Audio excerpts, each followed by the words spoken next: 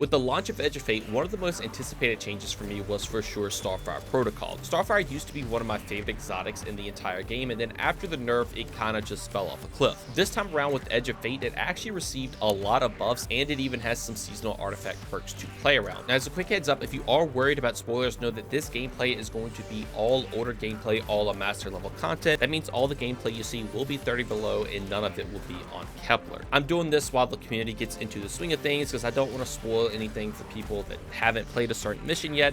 And also with us being just lower light right now, we don't have access to a bunch of difficult stuff quite yet, so this is the best I can do to try to showcase it off in the hardest content possible. By no means is this a perfected build quite yet. This is more of a proof for concept and to show off just how strong you can make grenades with the brand new stat system. Once I have all the perfect gear, all the armor sets that I want for this specific setup, I probably will make a perfected version of this later down the line. So if you would like to see that, definitely be sure to stick around. And of course, if you'd like to see any other builds that I post, definitely be sure to stay tuned in, because there's going to be a lot coming very soon. But anyways, so let's take advantage of the newly buffed Starfire Protocol, and we can actually take advantage of a shooting range now to showcase everything. All right, first things first, let's take a look at Starfire Protocol. If you don't know what this does, it has the exotic perk Fusion Harness. So fusion grenades have an additional charge and recharge from empowered weapon damage, with empowered weapon final blows granting more energy. Defeating targets with fusion grenades grants rift energy. So the big change that came with Edge of Fate is that now that empowered damage works as radiant damage. So if you have a way to get radiant, which we will always have with this build, you're going to be able to constantly get these benefits just by moving around. It does say that it grants rift energy, but know that you can also run Phoenix style with this as well. So you can throw a fusion grenade, get a kill, you'll get a Phoenix style. You can then keep spamming these over and over again because you're running around with Radiant. It is a very, very good neutral game exotic, and even when it comes to bossing, it also is better than what it once was. Now, I do want to say I'm still a little hesitant to say that this is going to be the brand new warlock meta, but as you see in this gameplay and a pretty reasonable DPS rotation, know that this is just with a well. I don't have debuffs or surges or anything like that. I can get around 4 grenades off through the whole DPS phase. Now, 4 grenades with a bunch of grenade damage is obviously going to be very beneficial, but I just don't know if it's going to overtake something like Speaker Sight, or if we're just going chest piece for chest piece, you can obviously run Sanguine. But with that being said, the neutral game of this build, I think, is where it shines the most. So if we take a look really quick, I'll throw a grenade, and as you see, I am Radiant. If I get a kill, you can basically get your grenade back extremely quick with just like, what was that, 4 kills right there. And then if you come and pair that with everything else that's going to be going on with our mods and our subclass, it can get even better. So first off, let's just take a look at our subclass. We're going to be running Touch of Flame because this is going to buff our fusion grenade to let it explode twice. So as it reads, that one is pretty self-explanatory. Anytime you throw your fusion grenade, it's just going to blow up twice, and you are getting double damage, which is good. Now, our next aspect is actually going to be Hellion. Now, for Hellion, whenever you activate your class ability, you're going to get this little solar buddy that is going to constantly shoot out these solar mortars and will scorch targets over and over. These can eventually lead to ignitions, and that's where they come into play quite a lot. Pairing that with the damage that you can get from your fusion grenades with the double explosions, you're going to be igniting targets like crazy. Now, I do want to mention some other playstyles at the end of this after I go over how I like to run this, because you can swap some things out with Hellion and maybe something like Touch of Flame, even Icarus Stash, but again, we'll get to that after I finish this setup. Now, for the other abilities, I just like running Well and Incinerator Snap. Incinerator Snap is nice because you can kind of just snap the ground, and any target that is going to be right there is actually going to lead to an Ignite, which is great. With Well, if you're standing inside of it, it is going to count as that powered weapon damage for our exotic chest piece, so you can actually start spamming grenades a lot with this as well. So as you see here, if we are on a boss, if we pop Well, it is beneficial to use something like a dot damage weapon because it can kind of just sit there and tick, and as you see, we're going to just get some grenade energy back. But it is still relatively slow compared to what it used to be, but obviously it is going to be recharging a little bit faster with the buff, so you can get more grenades out. But it is always going to be beneficial, again, to run something like an Anarchy or with a Horde or even an Area grenade launcher. We'll get more into weapons later because that will synergize with our artifact. Now, if we take a look at our fragments, our first one is just going to be Ember of Ashes. So this is going to just allow us to apply more scorch stacks with literally everything in our build, from all our abilities even to our weapon of choice. We can apply more scorch, get ignitions a lot easier. It's also going to be nice to take Ember of Searing, because now whenever we defeat a scorched target, we will make a fire spray, and also we are getting melee energy when we defeat scorched targets as well. So this will let you spam your melee quite a lot, which is nice. But on top of that, getting that fire spray will grant you extra grenade energy, and it also plays into our other fragment, Ember of Mercy. So whenever we pick up a fire sprite, it's going to grant us restoration.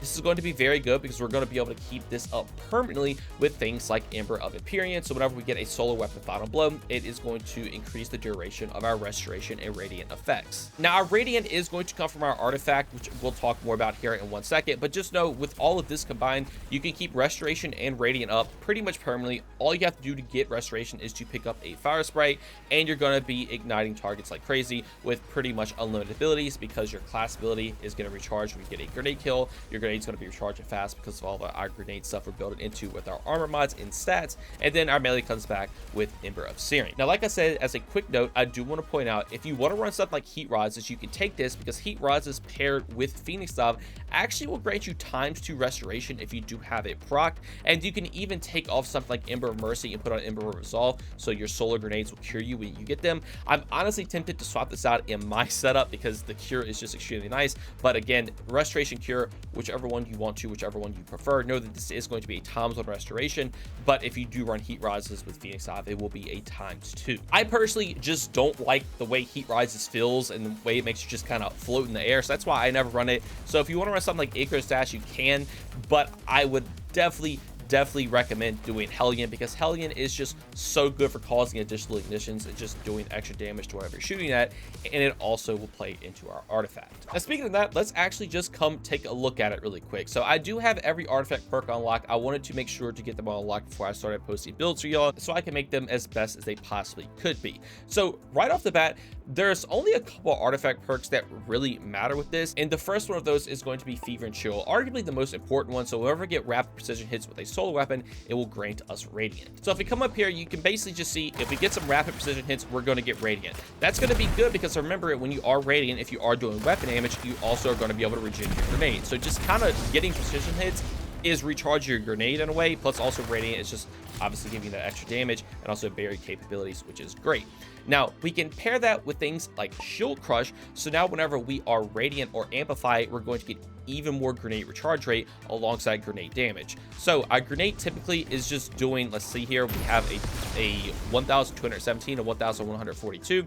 If we come on and we go on and get Radiant, as you see, we are going to get around a 25% increase if going from 1,500 to 1,427. So Shield Crush is not only great for letting you spam even more grenades with the absurdity that Starfire already is, but on top of that, it also is granting you even more damage, which is great. Now the next fun one is actually going to be Cauterized Darkness. So Stasis of Strain debuffed non-boss combatants will take increased solar damage from all sources. So essentially, you can just debuff a target now, and now your solar damage is just going to do more. So obviously running something like Tenacious, just any weapon with Chill Clip, is going to be your best bet, because you can just apply a stasis slow. But you do have to remember that, again, this does only work on non-boss combatants. So if we were to use it on Call right there, we actually wouldn't have seen a benefit. So if we come over here, we'll take the shield off right here, and we'll see what a normal grenade is doing. It's probably going to do about the same as it did, 1,217, 1,142.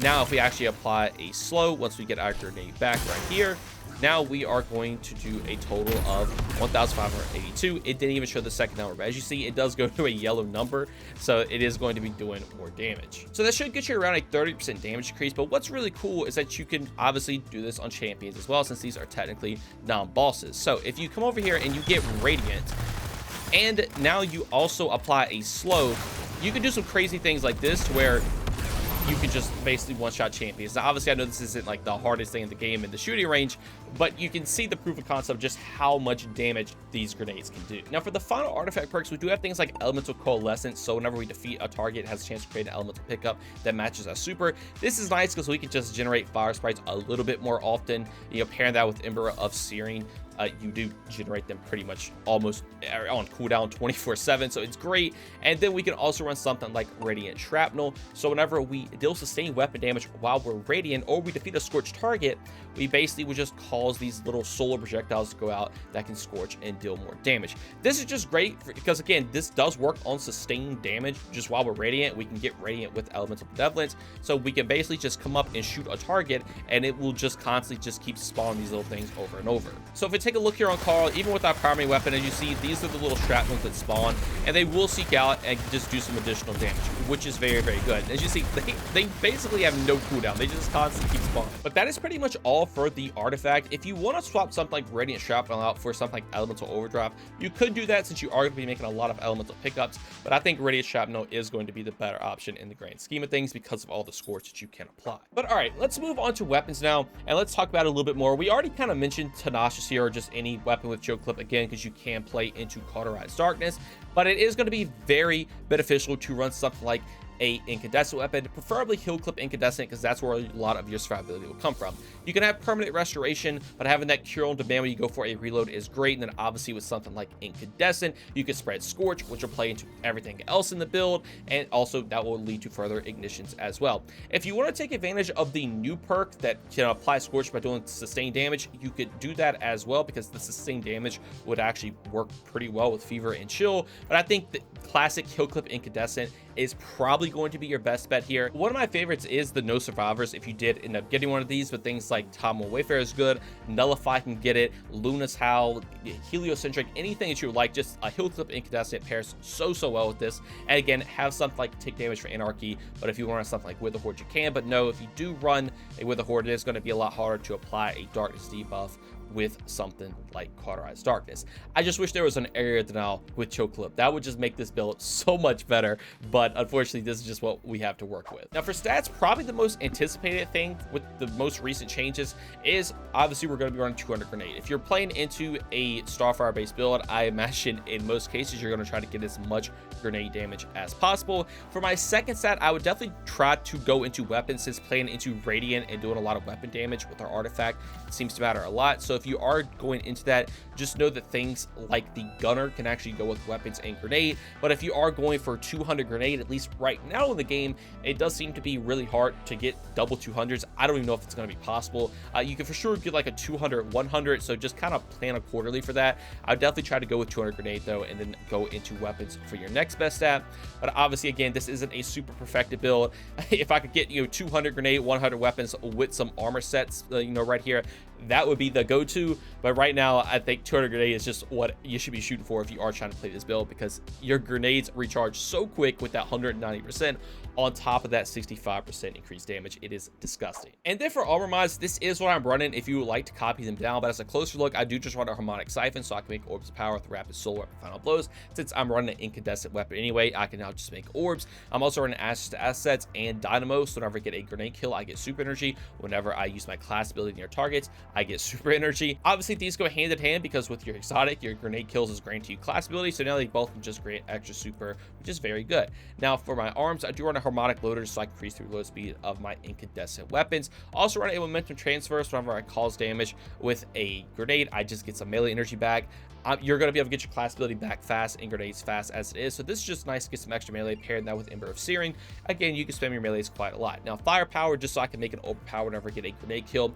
Honestly, if you want to swap this out for something else, you totally could. I have tried running grenade kickstart here, but in all honesty, you get your grenades back so fast, I don't really think it's necessary, and you barely ever build the armor chart stacks up to even take advantage of this mod because of just how fast you constantly throw grenades over and over again. But if you like to play into that, you can for sure do so. For the chest piece, always go with resistance mods. Just swap this out for whatever content that you are going into. And then for the boots, usually I like to run recuperation, but they did nerf it, and I found that you don't really need it with all the cure and restoration that you do have. So I just opt in for Innervation, Orbs Restoration, and Absolution. So Innervation grants grenade energy, Absolution grants energy for all my abilities, and then Orbs Restoration will actually grant energy to my lowest cooldown, which is typically always going to be your grenade, because that's kind of what you're throwing all the time, since your class ability just instantly comes back. But this can also help your melee out as well, alongside Absolution helping your melee. So you can just spam all your abilities, which is great since you're making orbs with your grenade and also your weapon. Now for our class item, I do like to run a bomber, so I can reduce my grenade cooldown whenever I use my class ability. This is great because this does tie back into dynamo, since I want to use my class ability to get super energy. I am now also just getting grenade energy, and then my grenades will grant the class ability energy again, like we were mentioning earlier. And then also a powerful attraction, because now when I use the class ability, I will pick up all the orbs around me that we're making with our other mods. And then I just like to run a special finisher, just so I can always have special ammo for something like Tenacious if I am obviously playing into that artifact perk. But if you want to run anything else, I mean, even if you want to run an explosive finisher, I'm going to be honest, you might get more benefits out of this because you can actually build armor charge stacks up to take advantage of the armor charge mod. Again, whereas something like grenade kickstart, you don't really get that much of a benefit because you're constantly throwing them before you even get an armor charge stack. But it's up to you. I just run special finisher because this helps your team out. On top of that, again, you can really play into artifact perks a lot more easier. But then for the final part of the build, this is the Transmog I'm running. If you'd like to copy it down, I took advantage of the Starfire Protocol ornament alongside the Ablaze shader to kind of have a solar look going on here. Obviously, I tried to make it look kind of like a phoenix. I think it turned out looking pretty cool. And again, if you want to make yours look like this, definitely be sure to copy it down. Anyway, so that is going to do it all for me. Let me know what y'all think about this build in the comments below. I know this is just kind of an updated, older build that we used to have, but I think it was warranted because of the buff that it did receive and how strong it is now. Again, I think it is way better in neutral play than when it comes to boss damage, but it is for sure better with boss damage. So if you just want to run around and throw a bunch of grenades all the time, blow literally everything up, ignite everything, you definitely want to give this build a shot.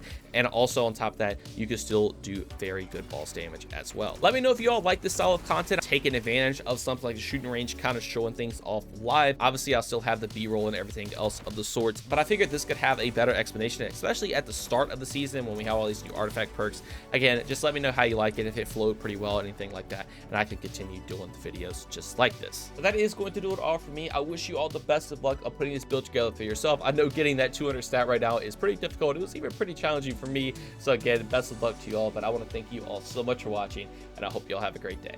Peace.